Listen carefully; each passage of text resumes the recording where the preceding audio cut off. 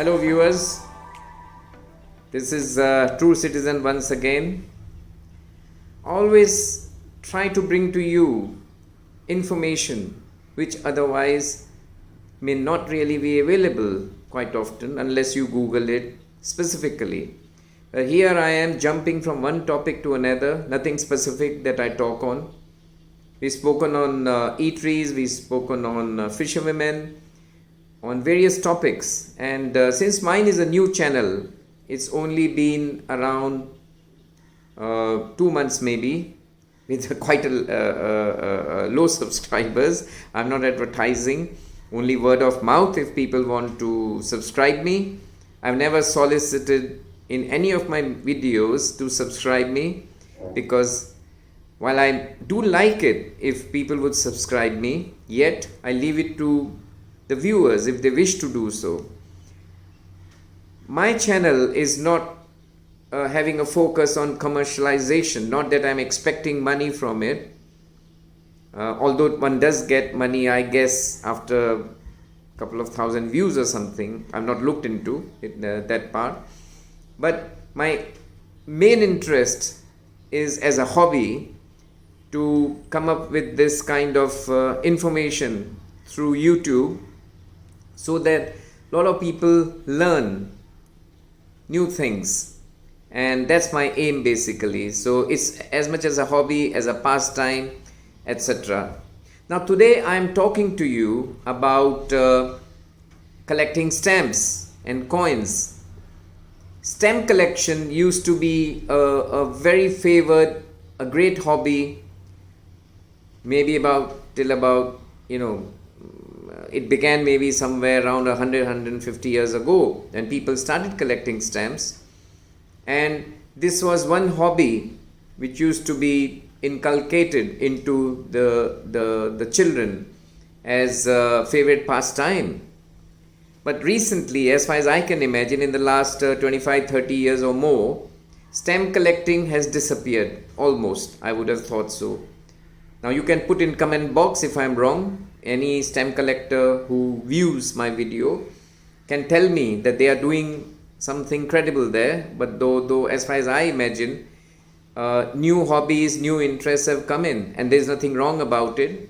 We have to adapt to the new changes, the changing time. We cannot continue with something which is probably lost its relevance. Now stamp collecting began after the issuance of the first postage adhesive stamp, which was launched in London on the 1st of May 1850. Okay, that's quite some time ago, and it was called the penny black, the first stamp with the a photo depiction of Queen Elizabeth. Thereafter, of course, it began to be used for postage, and it spread all over the world, with a lot of countries even making money from export of their stamps, because they made them so attractive, so nice looking, like Bhutan, one country which they made. Then there was Poland, which made. Indian stamps comparatively have remained very dull and mundane. They've maintained nothing exceptional, only about history, geography, culture, something like that. They were, I would call them, boring stamps. They never made stamps as a doing something really exceptional or something good looking, or giving weightage to the stamp. Never mind. But it got, the use of stamps became very important in terms of postage of letters and communication and so on. And thereafter, a couple of years, people decided to exchange stamps, meaning if you have a stamp which you feel is an extra, or you wish something better, you could give it to the other guy, and the other guy would give you a stamp which you are interested in. It's called the exchange of stamps. A lot of stamps were purchased as well, and then came Stanley Gibbons, the philatelist as we call them, the art of philately, the art of collecting stamps. Stanley Gibbons was the first company in the world which got launched by Stanley Gibbons himself in the year 1856 in London. And would you believe, today it's a company share listed on London Stock Exchange with the headquarters in Jersey in the United Kingdom. Now, I've had the privilege to go to Stanley Gibbons' shop in London, and I made a purchase of a newer version of stamp album, but that too was around 25 years ago. And I have had the privilege to have stamp collection being handed over to me by my grandfather. Okay, that's now going back around 60, 70 or 80 years. And my father took it and I took it. But there's nobody further who's going to look into the stamps, because the new generation, the current generation, hasn't touched the stamp album, in my case, of course. So I'll be sharing with you the photographs of my stamp album. I'll be showing you some of the stamps that I hold, and a very tiny coin album as well, which is a kind of on the periphery of the stamp collection, coin collection. A lot of people may ask, why stamp collection? Well, going back 150 years ago, 100 years ago maybe, whatever, stamps became a knowledge-based hobby. Each country having its own stamp, currency, geographical details, historical details, cultural details, and that widen the scope of general knowledge of the people.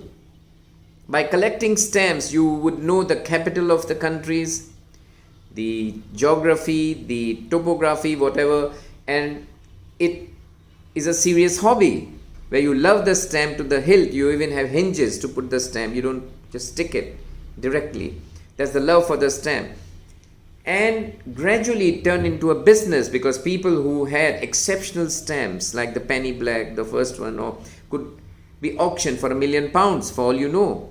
But that's what it goes on and on. Now I have many times thought of disposing my Stanley Gibbons album, but each time I feel so bad giving away the heritage, something which I hold so dearly from my ancestors, that I don't feel like doing so. But not that it would fetch much value, because the agencies like Stanley Gibbons or the auctioneers or the other people really want something which is truly vintage, truly which is worth high amounts, and to sell for a tiny amount doesn't make sense. So I've retained those stamp albums, and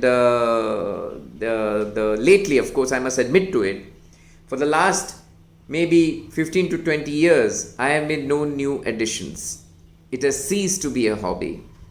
Sadly, it has, because the times have changed, the business model has changed, the time-wise we are different, we may not give much time to it. But never mind, whatever all said and done, at least I am telling you and bringing to you this information today, which I hope you find interesting. Viewers, as you can see, this is the Stanley Gibbons original stamp album book. It's called the Strand Stamp Album. Now it was made during the 1930s. It is the 27th edition. It's not in the best of shape, but I don't wish to get it bound or otherwise that it maybe get spoiled or anything. But as you can see, this is the Strand Stamp Album, and we have index here with identification table country wise, and you start alphabetically with the page. As I turn over the page, there are some stamp collecting hints here.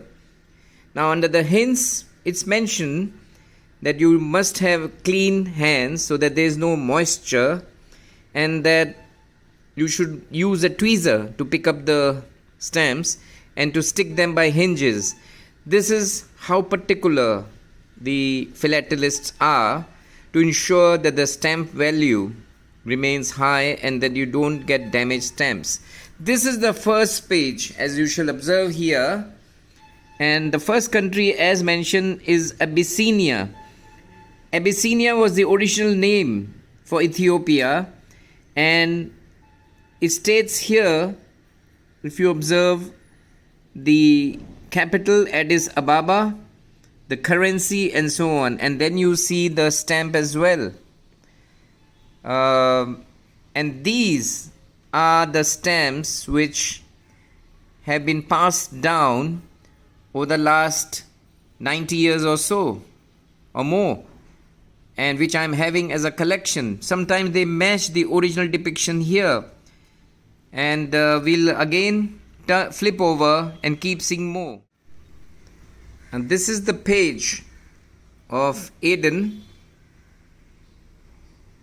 and Aden, as you can see about it, all the notes are there, and the thou as indicated over here, it matches with the many thous photos that I have here. This is a great thing really, to match the stamps as seen in the book. This is Ascension. Now Azerbaijan and Armenia mentioned as being part of the Soviet Union, as you can see in those days, but we don't have any stamps on those, but we have of Ascension, as you can see, and the king being shown as the British ruler at that time.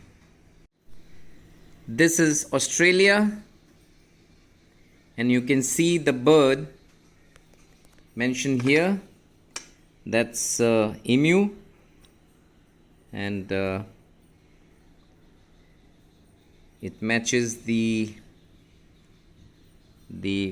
photo depiction with the stamp, which makes it even more special. And these are some of the very old Australian stamps here. This is Bulgaria.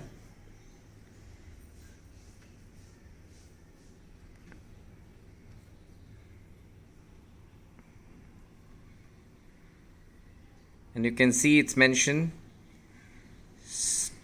Stotiniki as the currency in those days, with capital Sofia.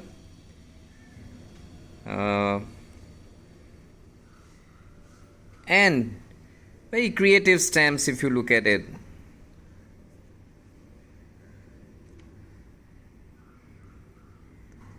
That's how they took stamp collection. As I said, some countries really made it a business to make excellent stamps. Ceylon and Maldive Islands. Capital Colombo. 100 cents equals to 1 rupee. Again a British colony. And very old stamps these are. Look at this.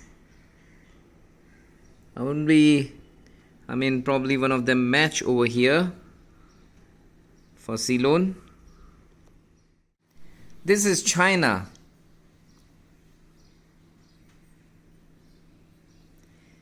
And interesting enough, it's mentioned Nanking as the capital, although it changed to Peking, and now of course is Beijing. Interesting, isn't it?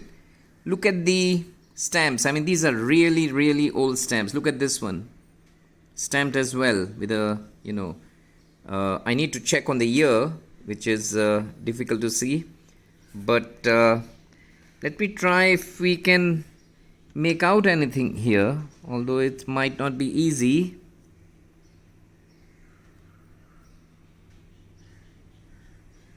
I can hardly see the year. It shows the year being 1922. If you look at it here, 1922. And this was the quality of the rubber stamp, as they used to call it. Still, it's not faded. That's the quality of the stamp. And look at this shape. This shape here is like a triangle. That's creativity of the Chinese to make a stamp like that. Then we have Fiji. capital being Suva, currency is British, and we have one with the Queen here and the King. Viewers, I have a apology to make.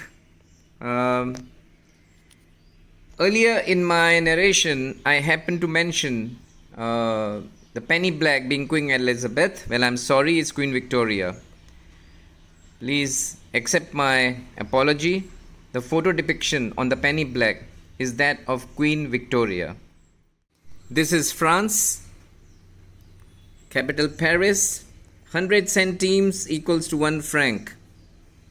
These are the shields that French really love to have. The coat of arms, and you can see some stamps are really of their time. Cameroon being one of their colonies, Comoros Islands, Afrique Equatorial. Okay, these are and that's probably the Concorde when it came into being, which is a more recent stamp. We continue with French colonies. There are a lot of them. Vietnam being indicated as one of them, and we have so many here. Guinea and whatnot, and the French had a lot of colonies all over the world, and these were very creative stamps. If you look at them, very pretty indeed. This is Niger, one of the colonies.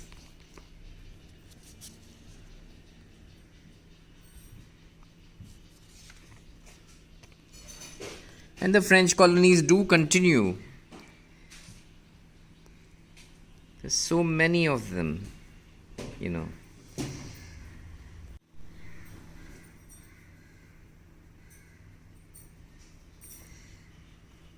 This is again the French colony of Réunion, and Réunion is amongst the better known islands in the Indian Ocean, as much as Madagascar, known as Malagasy before. Then we have Germany, again very serious stamps. The Germans, again serious people. They have one of Gandhi, and this is DDR. Interesting, the so-called Eastern Germany, but then again quite creative even in those days for DDR to make a stamp like this, although we would expect them to be quite dull and very communist kind, but still looks quite okay. I mean, considering the situation there in those days. That's Great Britain for you, including Northern Ireland, the British Dominion as it states, capital London. And if you notice, the penny black is very much here, and actually that's Queen Victoria, whose photograph was taken at that time, and that was the first postage adhesive stamp that was ever made. These are the more traditional British stamps with the Queen. Hungary is another country that has always made very creative stamps. If you see, not at all boring, very creative indeed, because they probably wanted to do the business of stamps. And now we come to India. Let's see what they have got to say about India.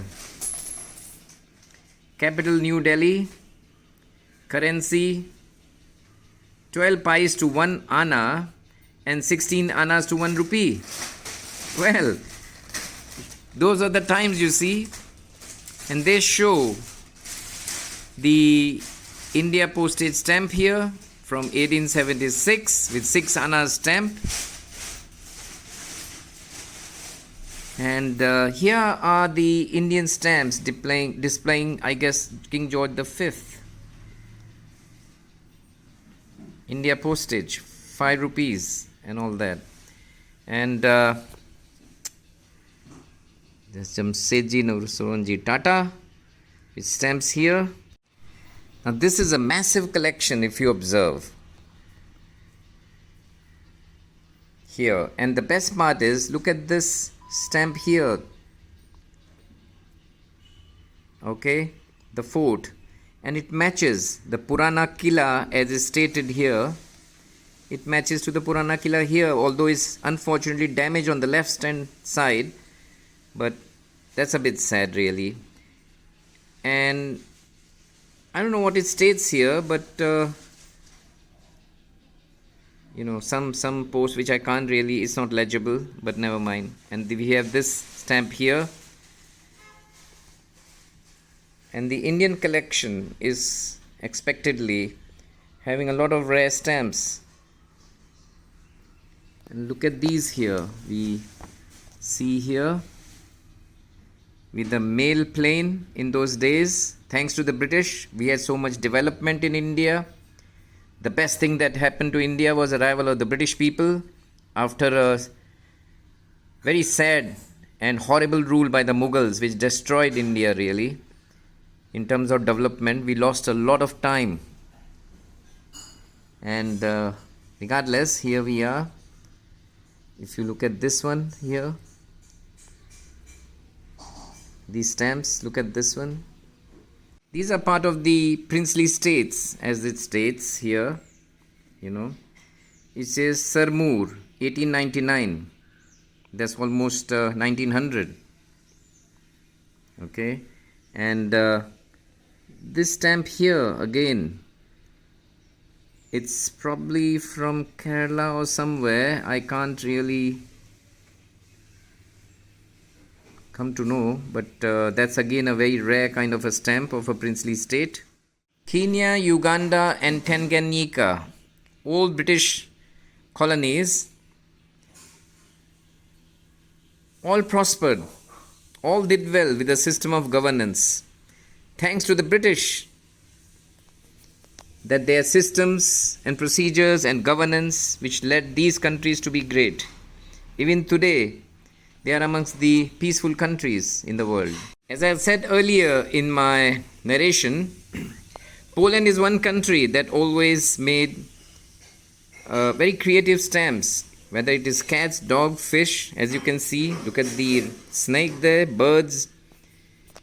These are Polish stamps. They always had a lot of creativity in making their stamps. Probably butterflies and whatnot. Even Romania, for that matter. All under the communist rule. Yet the stamps were extremely creative, as you observe.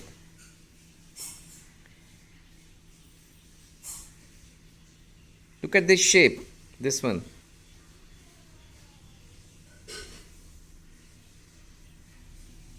Then we have South Africa.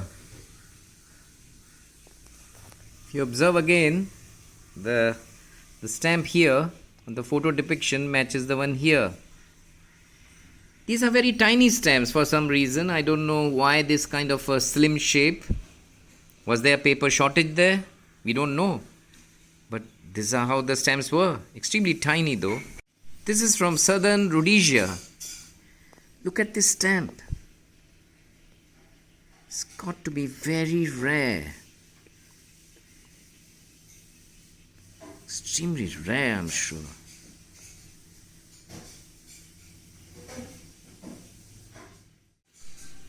Then we have from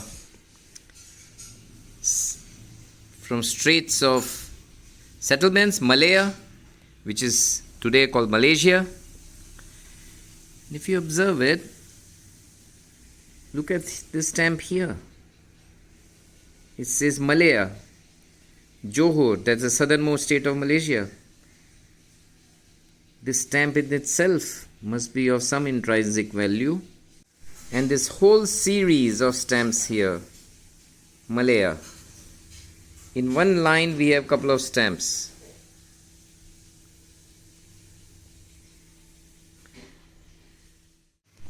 And then the United States of America. Washington, you can see George Washington being there on the stamp, on the photo depiction. And that's Lincoln, Buffalo Hunt, flagship of Columbus, and some really old time stamps here.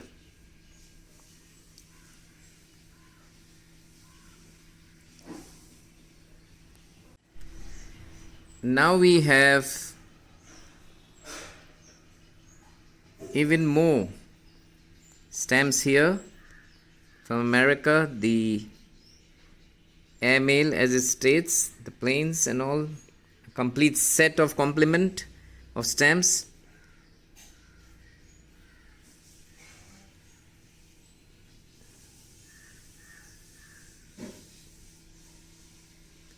You see the Sentinel stamp, 1947, 1847 to 1947. That's the year India got independent. And this is the place, that was when the land grabbing took place, when they got their land by running for it. That's what the stamp commemorates.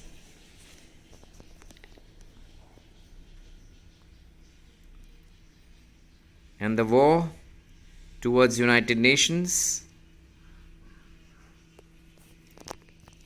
And again we've got the depiction of the planes, etc. And must be George Bernard Shaw, I guess. Homemakers, look at it. This is one stamp I really loved when I was small. Homemakers, what a word. And that might be a crochet or something done on fabric with a cross stitch, but made into a stamp on the photo. And look at this. Observe good faith and justice toward all nations. George Washington. That's the spirit of America. You know what they did? And that's Eleanor Roosevelt. Water conservation. Abraham Lincoln. You know, for America, you could go on and on and on. It never ends. There's so much to see.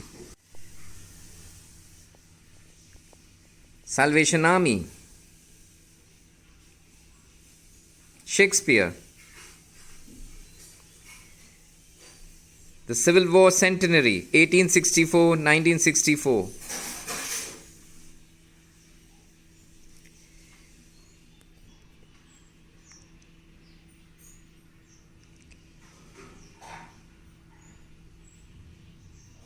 Thoreau, the philosopher, I guess. And so we have all these kinds of that must be the famous Amelia Earhart, who flew the plane. Now this is the stamp album which I got from London. As I said earlier, World X, a new version of Stanley Gibbon album. Yeah, this is how the new album shows itself. The stamp collector's outfit. And as we turn the page, they have the different kind of albums here which they display in folder form, and they show you the tweezer which is required for stamp collection to hold the stamp. You do not handle by your fingers or hands. And the hinges, if you observe, they even show you the hinge, how it's stuck on. Okay, and a kind of a scale. It's called the performance gauge. It's again a Stanley Gibbons trademark, patented for this purpose. Then it's a guide to difficult stamps. You know, all the countries, like what kind of stamps are really exceptional or whatever. And we can flip over now. A guide to difficult stamps continues with all kinds of stamps that they are.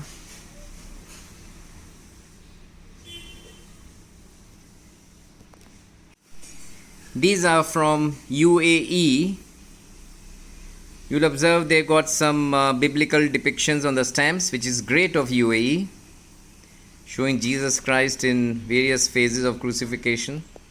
For a country which is Islamic, for them to do so is great. No wonder UAE is amongst the finest Muslim nations, Islamic nations, with a lot of respect for all religions. And that's one major reason why India and UAE have such excellent relations between their two nations. And this is how UAE did the stamps. Some more here.